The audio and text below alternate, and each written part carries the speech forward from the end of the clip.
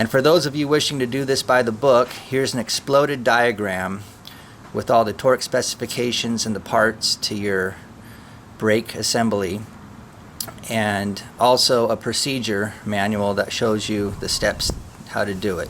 But for those who want to just follow along, I'm going to show you how to change your brake pads right here. Now here's everything you're going to need to change the front brake pads on a Yamaha Raider. I use a couple 2-foot bungee cords, a 16-penny nail, some needle nose pliers, a torque wrench, a regular wrench, a 12mm socket, some brake spreaders. You're going to need 2 sets of brakes, one for the left, one for the right, because you got 2 rotors, some brake cleaner, have a pack of gloves ready because brakes are dirty business, and in a pinch, if you lose a cotter pin, here's what you need for the cotter pins, and this other number is in case you need to replace a spring now and then. Oh, and let's not forget one of these. Okay, on the right hand side of the bike we have 2 bolts to remove here and here. We're going to remove those, and you might have a reflector assembly in front of these on the stock version that you'll have to remove as well. You're going to use a 12mm socket and remove these. At that point, your brake caliper should slip right off, and what I have in the weighting here is a bungee cord attached to my brake handle, and I'm just gonna slip it through one of these bolt holes here so that I can hold my caliper like so.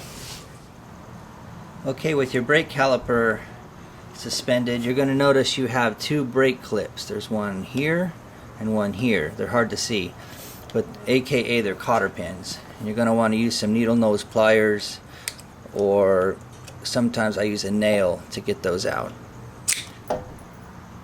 There's one, and I'm going to use the nail on this side because it's smaller.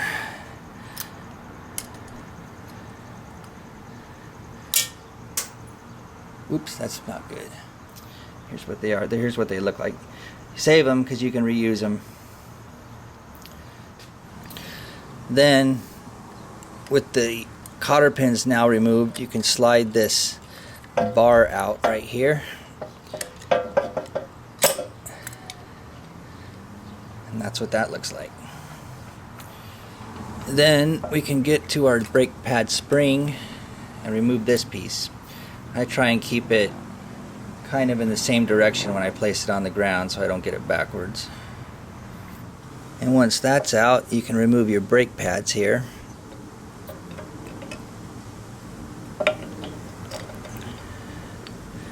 These aren't really bad. These were factory ones. I'm going to replace them with some better ones. Okay, get an old towel or something and drape it across your bike. And if you look right here, we see we have pistons, and they're grimy, and I need to collapse them. But before I collapse them, I want to get all that grime off. So what I'm going to use is some of this brake cleaner, and all I'm going to do is spray it on and use a secondary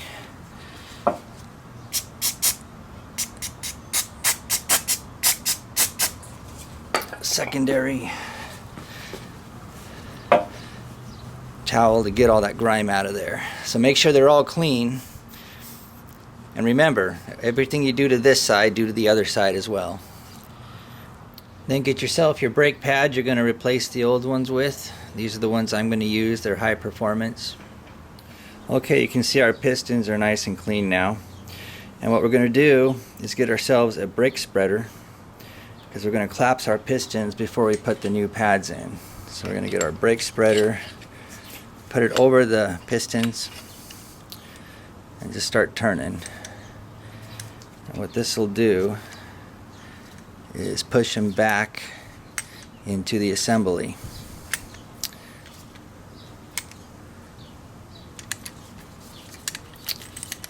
Done.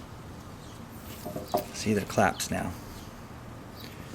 Go ahead and clean your clips and your spring and the rod with the brake cleaner as well at this point. Then go ahead and drop our new brakes into position.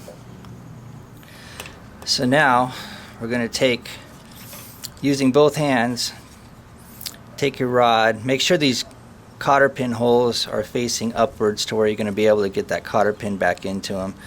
And start that first brake, then take your spring, put it on top, and you're probably going to have to push down on it to get that rod through that middle part.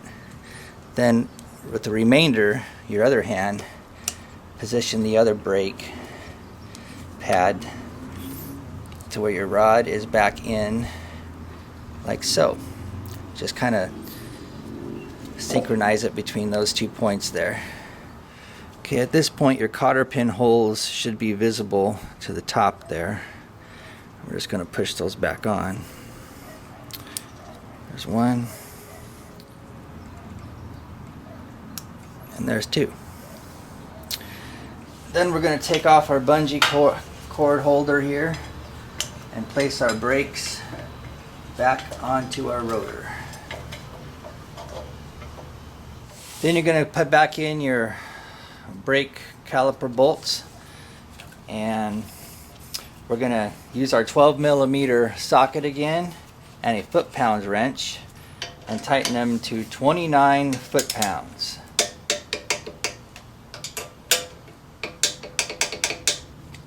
So remember, I showed you everything on the right side of the bike. Remember to do the exact same thing on the left side of the bike. They're mirror images. And very important, come up to your brake lever and make sure you hit it until you feel resistance again. Okay? And you're all done.